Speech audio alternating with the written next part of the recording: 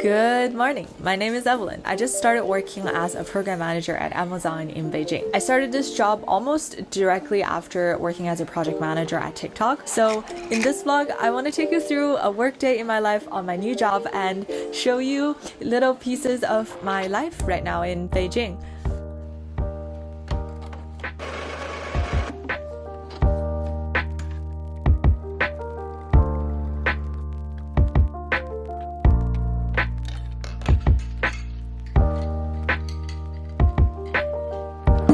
I meditate for just 10 minutes a day using an app called Waking Up. I tend to overthink a lot, and I think this exercise really helps me stay in control of my thoughts as much as I can rather than having it drive me all the time. Just come back to the breath without judgment.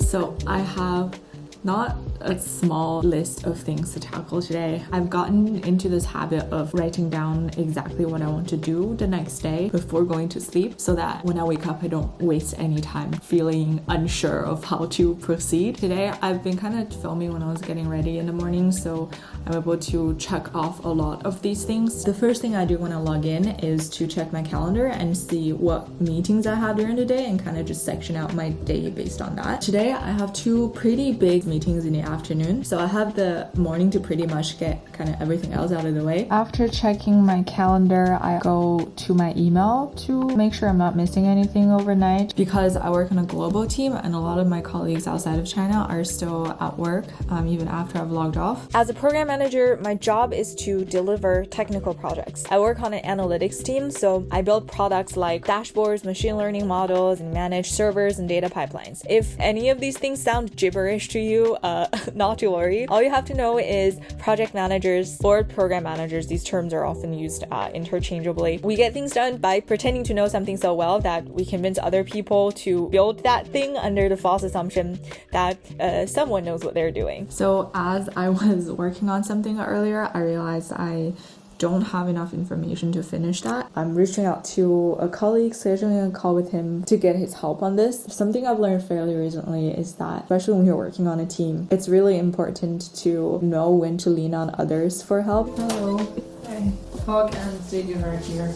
Oh, we've got some packages delivered. Drying rack. Bag, mate. Mate. Mate is a girl. She's a mister.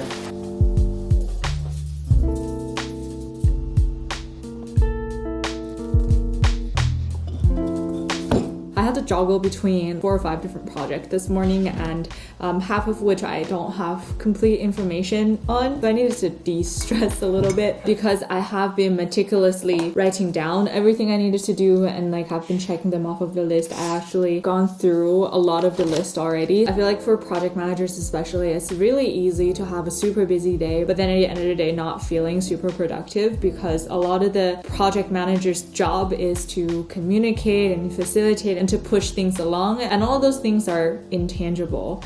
So writing things down is my little hack to materialize what I've done. I'm about to get on a really quick call with one of my colleagues based in India to learn about a super technical project that he's handing over to me. When I was working on it this morning, I felt really stuck and felt like I couldn't make any progress on my own, so I just scheduled a quick 15-minute call with him. When I first started working, I would put in a lot of late nights and long hours because I was determined to figure something out on my own.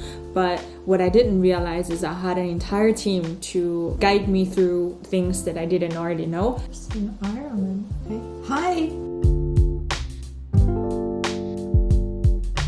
Yeah, Bye. That 10-minute call literally took care of something that would have taken me more than an hour to do. And that's another thing done. I felt a bit brain dead, so I decided to cycle to Nugget to find Dave. Beijing has been kind of on the verge of lockdown lately. Since the beginning of May, indoor dining has been banned, and I've been working from home in front of a computer with very limited amounts of real human interactions. I sometimes find myself really needing to get out of the house. Although, one positive thing about this potential lockdown is that we have stocked up on all kinds of instant noodles. This is vermicelli noodles. We're also stocked up on pet food.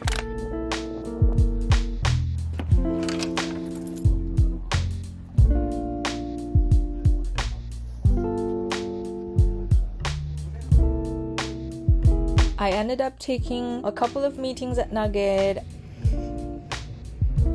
and ate a late lunch with Dave during one of those meetings.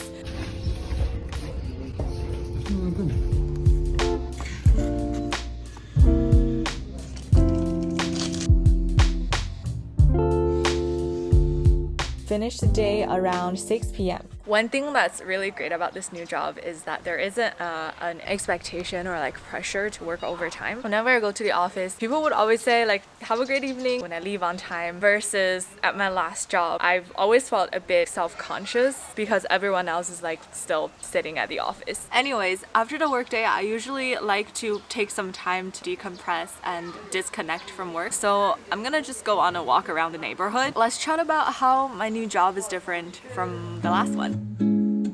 I guess the first positive change is that the work-life balance at Amazon is a lot better. To be fair, like my previous team at TikTok did make me feel very protected, but I was the only one sitting in China on my team, and it's very difficult not to feel pressured when all my Chinese colleagues are taking meetings in the evenings and when people are answering IMs around the clock. That doesn't seem to be the case, at least not yet, at Amazon. Another positive change is that I have a much clearer set of scope and expectations. When I first started on a job, my manager really took some time to figure out what projects I will be involved in and in what capacity. So that really gives me a great sense of ownership. I know exactly what's expected of me and what I can do to meet those expectations. Versus previously, I kind of felt like I was just facilitating every project that I was involved in without necessarily owning anything. And because I didn't know what was expected to do, even though I've received positive feedback from everybody around me, I was still not sure if I was doing my job.